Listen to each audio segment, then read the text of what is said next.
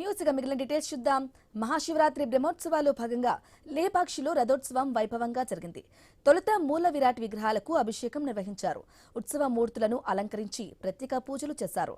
అశేష జనసందోహం మధ్య మేళ తాళాలతో స్వామిని పల్లకిలో రథం దగ్గరకు తీసుకొచ్చారు. శివనామ స్మరణతో లేపాక్షి మారుమోగింది.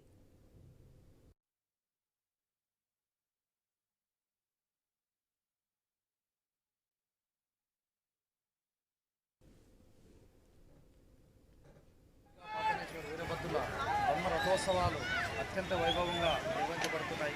14వ తారీఖు నుండి 18వ తారీఖు వరకు ప్రతిరోజు అమ్మవార్ల అలంకరణ అయితేనేమి, భక్తాదులకు తీర్థ ప్రసాదాలు అయితేనేమి, నిన్నైతే కళ్యాణోత్సవం వైభవంగా జరిగింది. ఇవాళ బ్రహ్మ రథోత్సవానికి వేలాది మంది భక్తులు తరలివచ్చి దుర్గమ్మ వీరభద్ర స్వాముల ఆశీస్సులు తీసుకున్నారు.